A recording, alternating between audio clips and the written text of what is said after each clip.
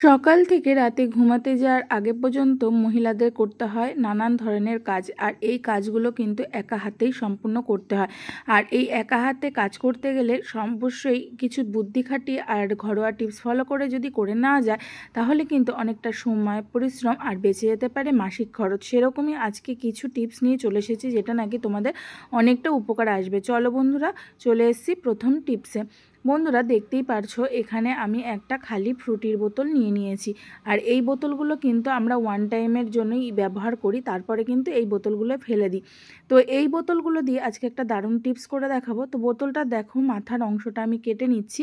কেটে নেওয়ার পর তারপরে পেছনের যে অংশটা আছে সেই পেছনের অংশটাও মানে একটা ছুরি গরম করে একটু ছোট্ট মতো ফুটো করে নেব, ফুটো বা ছিদ্র করে নেব। তো দেখো এখানে কিন্তু যেহেতু পেছনের দিকটা একটু শক্ত ছিল, তো ছিদ্রটা করতে কিন্তু অনেকটাই সময় লেগেছে। তারপরে কি করব, ছুরিটাকে গরম করে পুনরায় দুই পাশে দুটো ছিদ্র করে নেব এই বোতলটার।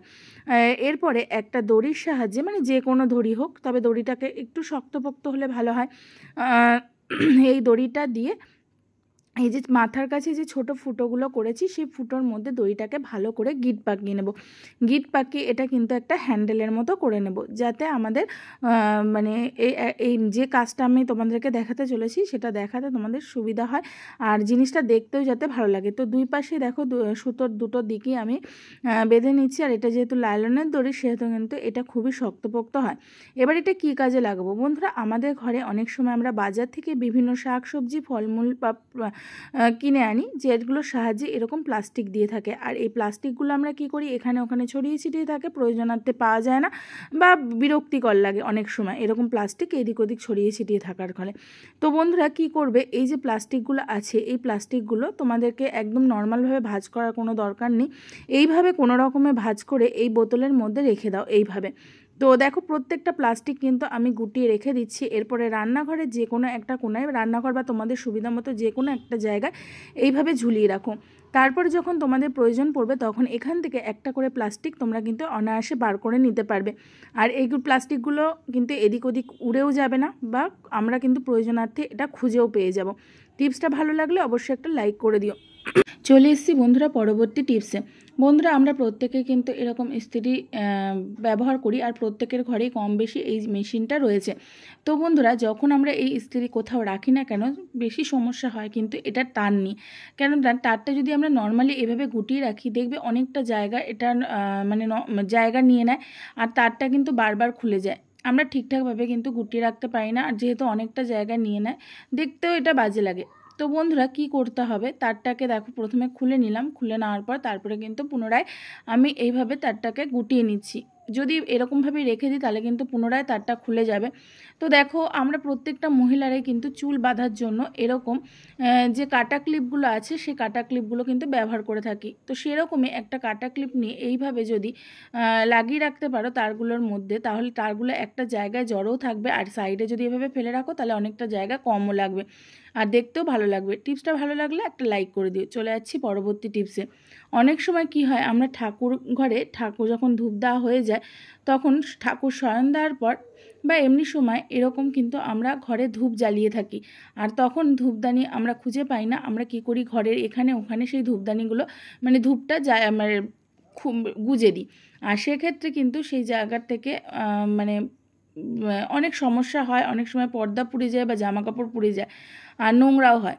তো বন্ধুরা, তোমাদের ঘরে যদি ছোট সাবান থেকে থাকে, এরকম সাবানের মধ্যে ধূপকাঠিটা গেঁথে দাও, তাহলে দেখবে খুব সুন্দরভাবে এটা একটা ধূপ স্ট্যান্ড হয়ে যাচ্ছে। টিপসটা ভালো লাগলে লাইক করে দিও। চলে যাচ্ছি পরবর্তী টিপসে। মিক্সি মেশিন আমরা প্রত্যেকেই ব্যবহার করি, আর যেহেতু সাদা মিক্সি মেশিন এরকম বাইরে পড়ে থাকতে থাকতে সেটা কিন্তু একটা তেল কাস্টে বা ময়লা হয়ে যায়। তো বন্ধুরা, আজকের এই মিক্সি মেশিনটা দেখো আমরা জল দিয়ে তো পরিষ্কার করতে পারি না, তো তার জন্য নিয়ে নিয়েছি হোয়াইট কলগেট। তো এটা যদি আমরা সপ্তাহে একদিন করে এরকম কলগেটের সাহায্যে পুরো মিক্সি মেশিনটাকে পরিষ্কার করে নিতে পারি, তাহলে দেখবে মিক্সি মেশিনটা কোনো দিনও নোংরাও হবে না। প্লাস যেহেতু সাদা কলগেট দিয়ে আমি এই মিক্সি মেশিনটাকে পরিষ্কার করছি, সেহেতু এই মিক্সি মেশিনটা খুব সুন্দর একটা শাইনিং ভাব থাকবে, আর একটা সুন্দর গন্ধ বেরোবে। তো এইভাবে, আর তেল কাশিটাও কিন্তু একদম দূর হয়ে যাবে। এইভাবে কিন্তু আমি পুরো মিক্সি মেশিনটা পরিষ্কার করে নিলাম। এভাবে মিক্সি মেশিনটা পরিষ্কার হয়ে যাওয়ার পর একটা এরকম ব্যাগ নিয়ে নেবে। ব্যাগটা কি করবে, এরকম মেশিনটাকে ঢেকে দেবে। ঢেকে দিলে কি হবে, যদি রাত্রিবেলা প্রত্যেক দিন এই কাজটা করো, এরকম ঢেকে দাও, তাহলে দেখবে এর মধ্যে কোনো পোকামাকড়ও ঢুকছে না, আর মিক্সি মেশিনটা কিন্তু অনেক দিন যাবত তোমাদের পরিষ্কার থাকছে। টিপসটা ভালো লাগলে লাইক করে দিও। চলে যাচ্ছি পরবর্তী টিপসে। আমরা প্রত্যেকেই এরকম ঘরে এরকম অনেক ড্রাই জিনিস রেখে দিই, যেমন নাকি এলাচ, লবঙ্গ, এগুলো।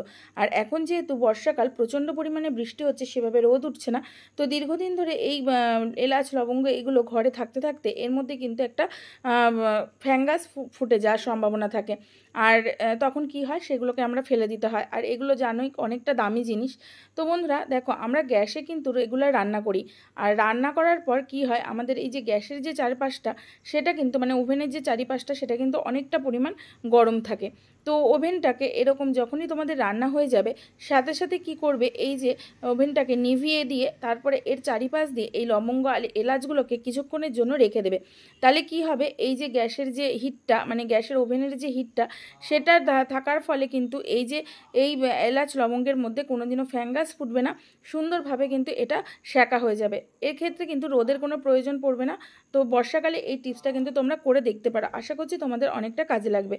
তো টিপসটা ভালো লাগলে লাইক করে দিও। চলে যাচ্ছি পরবর্তী টিপসে। আমরা প্রত্যেকেই ছাতা ব্যবহার করি, আর এরকম ছাতা কি হয়, আমাদের অনেক সময় কি হয়, নষ্ট হয়ে যায় বা কোনো শিক ভেঙে যায়, ছাতাটায় জং পড়ে যায়। তো এরকম অনেক হয় অনেক সময়। তো আমরা সেই ছাতাগুলোকে আর ব্যবহার করি না, আমরা কিন্তু এখানে ওখানে ফেলে রাখি, মানে ফেলে দিই সেই ছাতাটা, কেননা যেহেতু আমাদের কোনো প্রয়োজনে লাগে না। দেখতেই পাচ্ছ ছাতাটার গায়ে মানে শিকে কিন্তু অনেকটা পরিমাণ জং লেগে গেছে। যদি এটা এখনও পর্যন্ত চলছে, তাও দেখাই বন্ধুরা। তো ছাতাটাকে এরকম ঘরের যে কোনো জায়গায় এরকম ঝুলিয়ে দাও। ঝুলিয়ে দেওয়ার পরে দেখতে পাচ্ছ এখানে আমার কিন্তু মেলার জন্য একটু জায়গা নেই। তো বন্ধুরা, যদি তোমাদের ঘরে এরকম মেলার কোনো জায়গার তার না থাকে বা দড়ি না থাকে বা সেরকম সুবিধা না থাকে, তাহলে এরকম একটা ছাতা তোমরা এরকম মেলে দিয়ে, উল্টো করে দিয়ে, তার উপরে কিন্তু জামা কাপড় তোমরা এভাবে মেলে দিতে পারো। তাহলে দেখবে জামা কাপড়গুলো খুব সুন্দরভাবে শুকিয়ে গেছে, আর তোমাদের কিন্তু অনেকটা জায়গারও মেকআপ হয়ে যাচ্ছে। তো এক জায়গায় এই ভেজা জামা কাপড়গুলো রাখারও প্রয়োজন পড়ছে না। এভাবে একটা ছাতার সাহায্যে তোমরা ঘরের সমস্ত জামা কাপড় শুকিয়ে নিতে পারছো। আজকের টিপসগুলো যদি ভালো লেগে থাকে, অবশ্যই বন্ধুরা একটা লাইক করে দিও, কমেন্ট করে জানিও তোমাদের কেমন লাগতো। আর নতুন বন্ধুরা চ্যানেলটাকে সাবস্ক্রাইব করে দিই, পাশে দেখো। চলো বন্ধুরা, টাটা।